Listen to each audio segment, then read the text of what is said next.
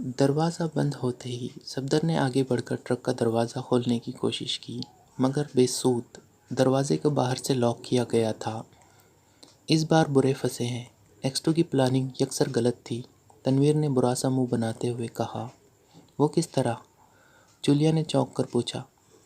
بھلا اس انداز میں داخلے کی کیا ضرورت تھی؟ ہم علیحدہ علیحدہ کسی اور حیثیت سے بآسانی ملک میں داخل ہو سکتے تھے۔ اگر ایک آدھ ممبر ان کے ہاتھوں گرفتار بھی ہو جاتا تو دوسرے ممبر اسے بآسانی چھڑوا سکتے تھے۔ اب تو پوری سیکرٹ سروس ہی گرفتار ہو گئی ہے، تنویر نے دلائل پیش کرتے ہوئے کہا۔ ایکسٹو نے جو پلان بنایا ہے، ظاہر ہے کچھ سوچ کر ہی بنایا ہوگا۔ یہ بات تم سوچ سکتے ہو تو ایکسٹو بھی سوچ سکتا ہے، جولیا نے ایکسٹو کی حمایت کرتے ہوئے کہا۔ فی الحال ہمیں اس بات پر بحث کرنے کی بجائے یہ سوچنا چاہیے کہ ہم اس ٹرک سے کیسے نکلے۔ یہ بات تو یقینی ہے کہ اگر ایک بار ہم ان کے ہیڈ کوارٹر پہنچ گئے تو پھر وہاں سے نکلنا بے حد مشکل ثابت ہوگا، کیپٹن شکیل نے درمیان میں مداخلت کرتے ہوئے کہا۔ پھر اس سے پہلے کہ کوئی اس کی بات کا جواب دیتا، اچانک جولیا بری طرح چونک پڑی۔ اس کی کلائی پر ضربیں لگ رہی تھی۔ اس نے پھرتی سے دستی گھڑی کا ونڈ بٹن کھینچا اور گھڑی پر 6 کا ہندسہ سرخ رنگ میں چمکنے لگا۔ ہیلو ہیلو، جولیا نے گھڑی سے منہ لگاتے ہوئے کہا، اور اس کے ساتھ ہی سرخ رنگ کا ہندسہ سبز رنگ میں تبدیل ہو گیا۔ Hello, section D, neutron circle speaking, over. دوسری طرف سے ایک مردانہ آواز ابھری۔ Yes, S agent speaking, over, Julia نے جواب دیا۔ آپ اس وقت ملٹری انٹیلیجنس کی قید میں ہیں اور آپ کو ہیڈ کوارٹر لے جایا جا رہا ہے، مگر ہم نے آپ کو چھڑوانے کا مکمل بندوبست کر لیا ہے۔ زیادہ سے زیادہ 10 منٹ بعد ہم ان پر حملہ کر دیں گے۔ اس سلسلے میں ہماری پوری کوشش ہوگی کہ ٹرک کو نقصان نہ پہنچے، مگر پھر بھی آپ ہوشیار رہیں، اوور، دوسری طرف سے جواب دیا گیا۔ اوکے، ہم ہوشیار رہیں گے، اوور، جولیا نے جواب دیا۔ جس وقت کارروائی پر حملہ ہو، بہتر یہی ہے کہ آپ ٹرک کے فرش سے چمٹ جائیں، کیونکہ ہو سکتا ہے کہ فائرنگ کے تبادلے میں کوئی گولی ٹرک کی دیوار میں گھس جائے، اوور، ڈی سیکشن کی طرف سے ہدایت کی گئی۔ ٹھیک ہے، آپ اپنا کام جاری رکھیں اور ہماری فکر نہ کریں، اوور، اس بار جولیا نے قدرے سخت لہجے میں جواب دیا۔ اوکے، اوور اینڈ آل، دوسری طرف سے کہا گیا، اور اس کے ساتھ ہی ڈائل پر چمکنے والا ہندسہ بجھ گیا۔ دیکھا تنویر، تم خواہ ایکسٹو کی برائی کر رہے تھے۔ اس ملک میں ایکسٹو کا ڈپارٹمنٹ ہمارے لیے مسلسل کام کر رہا ہے، جولیا نے فخریہ لہجے میں کہا۔ ہاں، دیکھو کیا ہوتا ہے، تنویر نے جواب دیا۔ مس جولیا، ٹرک کی دائیں سائڈ کی دیوار ٹرک کی باڈی کے ساتھ اسکروز سے کسی ہوئی ہے اور اسکروز کا رخ ہماری طرف ہے۔ کیوں نہ ہم اس سے فائدہ اٹھائیں، صفدر نے اچانک کہا۔ وہ کس طرح؟ کیپٹن شکیل نے چونک کر پوچھا۔ ہم بجائے 10 منٹ تک ہاتھ پر ہاتھ دھرے بیٹھے رہنے کے کیوں نہ اپنے طور پر کوشش کریں؟ مجھے یقین ہے کہ اگر ہم کوشش کریں تو دائیں سائڈ کی چادر کو ٹرک کے فرش سے بآسانی علیحدہ کیا جا سکتا ہے، صفدر نے جواب دیا۔ اور پھر اس نے جھک کر اپنے ایک جوتے کا تسمہ کھولنا شروع کر دیا۔ تسمہ کھول کر اس نے اس کا ایک سرا، جو بالکل اسکرو ڈرائیور کی طرح چپٹا تھا اور جس کی باقاعدہ دھار بنائی گئی تھی، ایک اسکرو کے درمیانی جھری میں ڈال کر گھمانا شروع کر دیا۔ اسکرو چونکہ پہلے ہی ڈھیلا تھا، اس لیے ایک لمحے میں اس نے اسکرو نکال لیا۔ اس کے بعد اس نے دوسرے اسکرو پر زور آزمائی شروع کر دی اور پھر وہ اسے بھی کھولنے میں کامیاب ہو گیا۔ ابھی وہ دوسرے اسکرو کو کھولنے میں مصروف تھا کہ اس کا منصوبہ سب کی سمجھ میں آ گیا، اور ان سب نے بھی تیزی سے اپنے اپنے تسمے نکالے اور دوسرے اسکروز پر زور آزمائی شروع کر دی۔ اور پھر دیکھتے ہی دیکھتے زیادہ سے زیادہ 5 منٹ کے عرصے میں انہوں نے تمام اسکروز کھول ڈالے۔ اب چادر کے آخری اور پہلے 2 اسکروز باقی رہ گئے تھے۔ درمیان میں خاصا خلا بن گیا تھا۔ اگر وہ چادر پر ذرا بھی دباؤ ڈالتے تو چادر ٹرک کے فرش سے ہٹ سکتی تھی اور وہ بآسانی باہر نکل سکتے تھے، مگر انہوں نے فوری طور پر باہر نکلنے کا منصوبہ ترک کر دیا، کیونکہ انہیں ٹرک کے پیچھے آنے والی جیپوں کی آوازیں برابر سنائی دے رہی تھی، اور ظاہر ہے کہ باہر نکلتے ہی وہ انہیں نظر آ سکتے تھے اور انہیں بآسانی گولیوں کا نشانہ بنایا جا سکتا تھا۔ چنانچہ ڈی سیکشن کی کارروائی شروع ہونے تک انہوں نے خاموشی اختیار کرنے کا فیصلہ کر لیا۔ ٹرک بدستور خاصی رفتار سے سڑک پر دوڑا چلا جا رہا تھا۔ کہ اچانک فضا زبردست دھماکوں سے گونج اٹھی۔ دھماکے پے در پے ہوئے۔ ٹرک میں بند ہونے کے باوجود وہ سمجھ گئے کہ ٹرک کے پیچھے آنے والی جیپوں پر بم پھینکے گئے ہیں، اور اسی لمحے ٹرک پر بھی فائرنگ ہوئی اور ٹرک کے ٹائر دھماکوں کے ساتھ پھٹ گئے اور ٹرک رک گیا تھا۔ باہر نکلو، جولیا نے چیخ کر کہا، اور پھر صفدر اور کیپٹن شکیل نے ٹرک کی دائیں طرف کی چادر کو دونوں کونوں پر سے اٹھایا اور سیکرٹ سروس کے ممبران انتہائی پھرتی سے نیچے کود گئے۔ آخر میں کیپٹن شکیل اور صفدر بھی کود گئے۔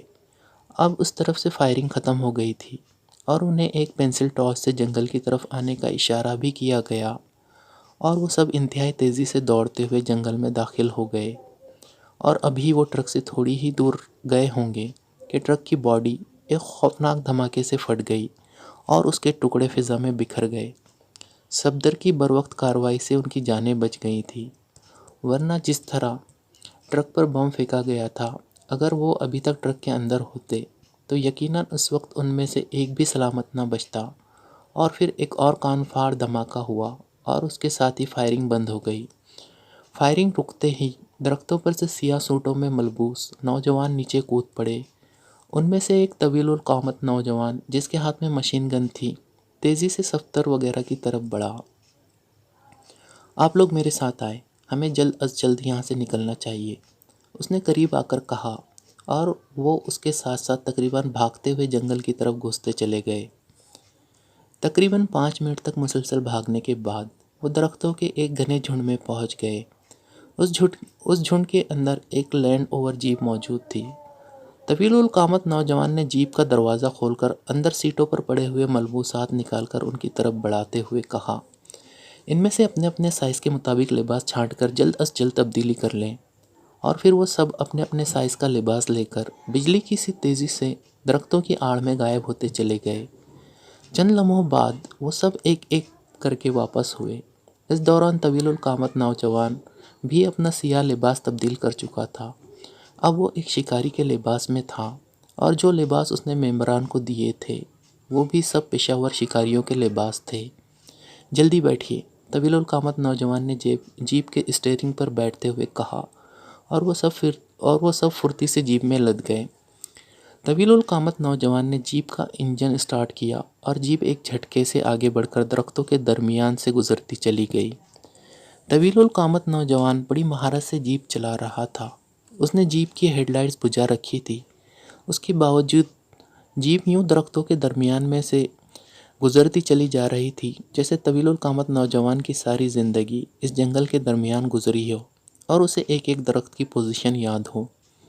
ابھی جیپ کو دوڑتے ہوئے چند ہی لمحے گزرے ہوں گے کہ آسمان پر گڑگڑاہٹ کی آوازیں سنائی دینے لگیں۔ یوں لگتا تھا جیسے کئی جنگی ہیلی کاپٹر جنگل کے اوپر پرواز کر رہے ہوں۔ پھر آسمان سے جنگل پر تیز روشنیاں پھینکی جانے لگیں۔ آسمان سے پھینکی جانے والی روشنیاں اتنی تیز تھی کہ جہاں جہاں سے وہ روشنی گزرتی، نہ صرف وہ جگہ بلکہ آس پاس کا علاقہ بھی دن کی طرح روشن ہو جاتا۔ مگر طویل القامت نوجوان روشنی سے جیپ کو بچا کر بڑی تیزی سے آگے بڑھاتا چلا گیا۔ اور پھر چند لمحوں بعد جب جیپ ایک گھنے جھنڈ میں سے نکلی تو وہ یہ دیکھ کر حیران رہ گئے کہ جنگل کے درمیان ایک خالی خطے پر 5-6 خیمے لگے ہوئے تھے، اور وہاں تقریباً 5-6 شکاری ہاتھوں میں رائفلیں پکڑے کھڑے تھے۔ جیپ ان خیموں کے قریب جا کر رک گئی، اور طویل القامت نوجوان کے اشارے پر سیکرٹ سروس کے سب ممبران نیچے اتر آئے۔ اس وقت آپ سب ریاست جوناگڑھ کے شاہی شکاری ہیں، راجہ صاحب ابھی کیمپ میں نہیں پہنچے، طویل القامت نوجوان نے نیچے اترتے ہی انہیں سمجھاتے ہوئے کہا، اور ان سب نے سر ہلا دیے۔ خیموں پر موجود ریاست کے مخصوص نشانات سے وہ صورتحال کو پہلے ہی سمجھ چکے تھے۔ اور مس صاحبہ، آپ فوری طور پر لباس تبدیل کر لیں۔ آپ مہاراجہ جوناگڑھ کی پرائیویٹ سیکریٹری ہے اور میں ان کا نائب خاص ہوں۔ میرا نام راجندر سنگھ ہے اور آپ کا نام مس شیکھر ہے۔ آپ کا لباس اس سامنے والے خیمے میں موجود ہے، طویل القامت نوجوان نے جولیا سے مخاطب ہو کر کہا، اور پھر تیز تیز قدم اٹھاتا اپنے ساتھیوں کی طرف بڑھتا چلا گیا۔ رمانند پہاڑ کی چوٹی پر ہر طرف برف ہی برف نظر آ رہی تھی۔ یہ چوٹی اتنی بلند تھی کہ یہ پورا سال برف کی دبیز تہہ سے ڈھکی رہتی تھی۔ کوہ پیماؤں کے مخصوص نقطۂ نظر سے اس چوٹی کا سر کرنا تقریباً ناممکن تھا، کیونکہ ایک تو اس کی چوٹی کی مخصوص بناوٹ کچھ اس قسم کی تھی کہ اس کی چٹانیں چاروں طرف سے بالکل سیدھی تھیں، پھر چوٹی پر ہر وقت تیز آندھی چلتی رہتی تھی، جس کی بنا پر برف کے بڑے بڑے گلشیر اپنی جگہ سے کھسک کر طوفانی رفتار سے نیچے گرتے رہتے تھے۔ یوں لگتا تھا جیسے رمانند کی چوٹی سے ہر وقت گلشیروں کی بارش ہوتی رہتی ہو۔ مگر اس وقت اس چوٹی کے عین اوپر بڑے بڑے پتھروں سے ایک وسیع ہال تعمیر کیا جا چکا تھا۔ اس ہال کی تعمیر میں مخصوص قسم کے مصنوعی پتھر استعمال کیے گئے تھے، جو بیرونی سردی کو اپنے اندر جذب کر لینے کی صلاحیت رکھتے تھے۔ اس طرح ہال کے اندر کا درجہ حرارت خاصا خوشگوار رہتا تھا۔ اس ہال کی تعمیر گزشتہ 1 ماہ سے مسلسل جاری تھی اور مخصوص قسم کے ہیلی کاپٹروں کے ذریعے یہ پتھر چوٹی پر لے آئے گئے تھے، اور پھر مخصوص لباس میں فن تعمیر کے ماہرین بڑی تیزی سے اس ہال کی تعمیر میں دن رات مصروف تھے۔ حکومت کافرستان اس ہال میں پروفیسر مارٹن کی وہ مشین نصب کرنا چاہتی تھی جسے SSW کہا جاتا تھا۔ پروفیسر مارٹن نے ہال کی تعمیر کے دوران طاقتور رینج کی مشین تیار کر لی تھی، اور ہال کی تعمیر کے بعد اب پروفیسر مارٹن کی نگرانی میں یہ دیو ہیکل مشین اس ہال میں نصب کی جا رہی تھی۔ ہال کے اندر پتھروں سے ہی مختلف کمرے تیار کیے گئے تھے، اور یہاں تازہ ہوا کی فراہمی کے بھی مخصوص انتظامات کیے گئے تھے۔ اس کے ساتھ ساتھ بجلی پیدا کرنے کے لیے ایک خودکار جنریٹر بھی نصب کیا گیا تھا۔ ہال کے درجہ حرارت کو کنٹرول کرنے کے لیے مخصوص انتظامات کیے گئے تھے۔ غرض یہ کہ یہ ہال جدید ترین سائنس کا ایک کمال تھا۔ اس ہال کے پتھروں میں اتنا وزن اور دباؤ سہانے کی طاقت تھی کہ برف کی دبیز تہہ اور تیز ہوا اور گلشیروں کی بارش اس کا کچھ نہیں بگاڑ سکتی تھی۔ چونکہ چوٹی پر ہر وقت برف جمی رہتی تھی، اس لیے ہال کی دیواروں اور چھتوں پر بھی برف کی موٹی سی تہہ جم گئی تھی۔ چنانچہ اب یہ ہال برف کے ایک بڑے ڈھیر کے علاوہ اور کچھ نظر نہیں آتا تھا۔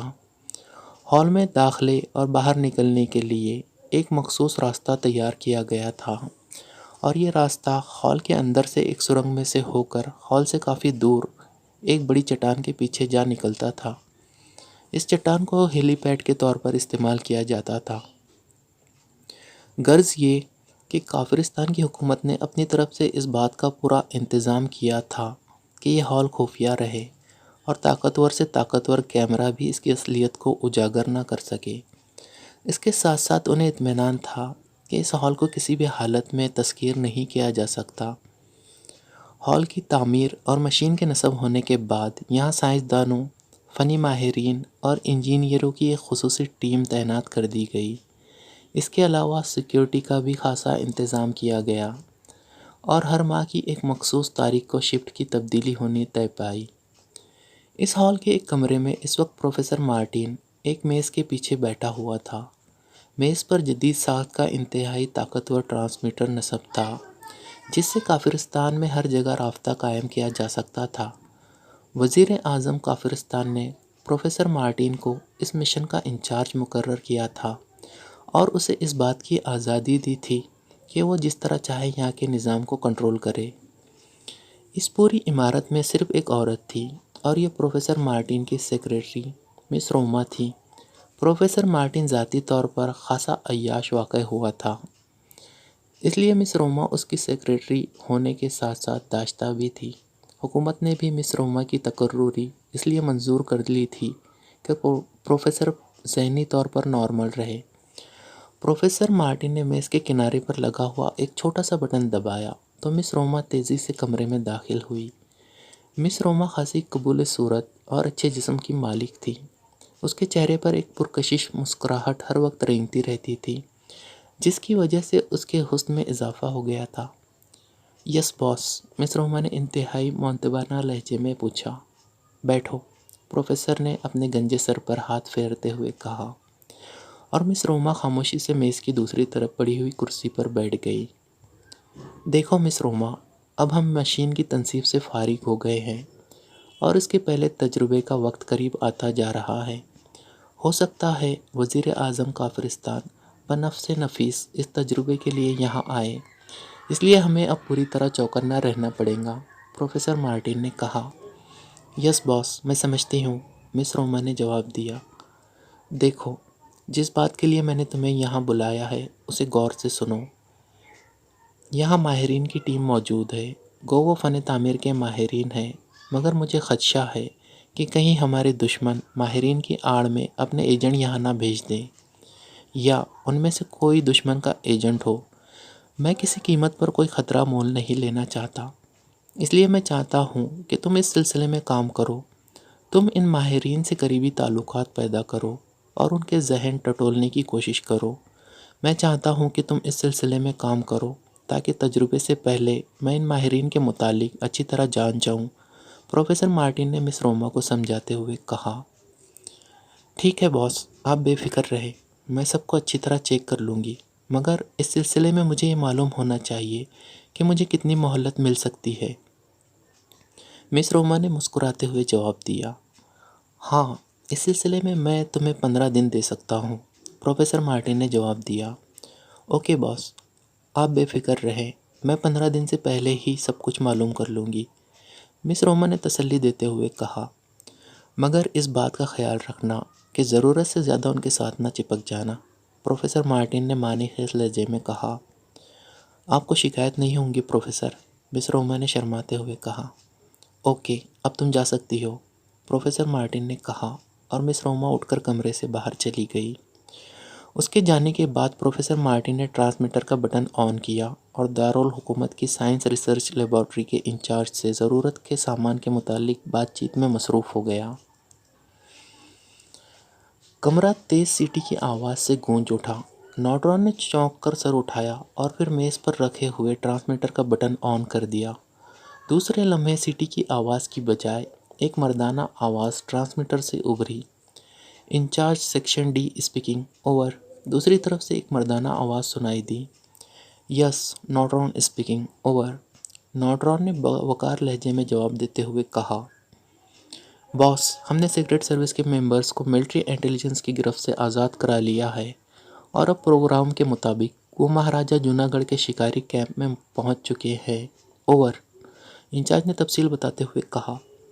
ویری گڈ، اب ان کی حفاظت تمہارے ذمے ہے۔ مہاراجہ جونا گڑھ سے بات چیت ہو چکی ہے، اس لیے ان کی طرف سے کوئی خطرہ نہیں۔ تم انہیں صرف نوٹرون کا لفظ کہہ دینا، باقی سب کچھ وہ سمجھ جائیں گے۔ اب تم نے انہیں رامانند پہاڑ کے قریبی بستی جھرنی پہنچانا ہے، اس کے بعد تمہاری ڈیوٹی ختم، اوور، نوٹرون نے اسے ہدایت دیتے ہوئے کہا۔ جھرنی تو جونا گڑھ کا دارالحکومت ہے، کیا انہیں شاہی محل میں پہنچایا جائے گا، اوور، انچارج نے پوچھا۔ ہاں، بہرحال اس بات کا خیال رکھنا کہ انہیں جلد از جلد بحفاظت وہاں تک پہنچا دیا جائے، اوور، نوٹرون نے قدرے سخت لہجے میں کہا۔ بہتر سر، اوور، انچارج نے مؤدبانہ لہجے میں جواب دیتے ہوئے کہا۔ اوور اینڈ آل، نوٹرون نے کہا اور بٹن دبا کر ٹرانسمیٹر آف کر دیا۔ ابھی اس نے ٹرانسمیٹر کا بٹن آف کیا ہی تھا کہ کمرے کے سامنے والی دیوار پر موجود اسکرین کے اوپر لگا ہوا سرخ رنگ کا بلب تیزی سے جلنے بجھنے لگا۔ نوٹرون نے چونک کر میز کے کنارے پر لگا ہوا ایک بٹن دبایا۔ بٹن دبتے ہی اسکرین روشن ہو گئی اور دوسرے لمحے وہ بری طرح چونک پڑا۔ اسکرین پر آئی جی پولیس اور ڈی آئی جی پولیس کی شکلیں نظر آ رہی تھی۔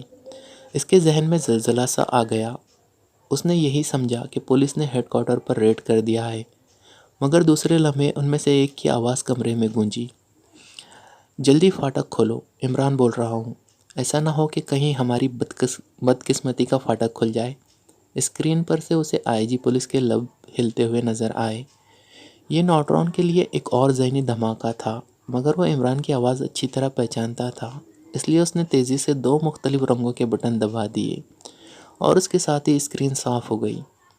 نوٹرون تیزی سے اٹھا اور پھر دروازے کی طرف بڑھنے لگا۔ اس کے ذہن میں بھونچال آیا ہوا تھا۔ وہ تو یہی سمجھ رہا تھا کہ عمران اور فیصل جھرنی کی طرف چلے گئے ہیں، مگر اب وہ آئی جی اور ڈی آئی جی کے روپ میں واپس آ گئے۔ یہی چکر اس کی سمجھ میں نہ آ رہا تھا۔ یہی سوچتا ہوا وہ ابھی دروازے تک پہنچا ہی تھا کہ اچانک پلٹ کر واپس میز کی طرف آ گیا۔ کرسی پر بیٹھتے ہی اس نے بڑے چوکنے انداز میں ایک سرخ رنگ کے بڑے سے بٹن پر انگلی رکھ لی۔ اصل میں وہ ابھی تک آنے والوں کی طرف سے مشغول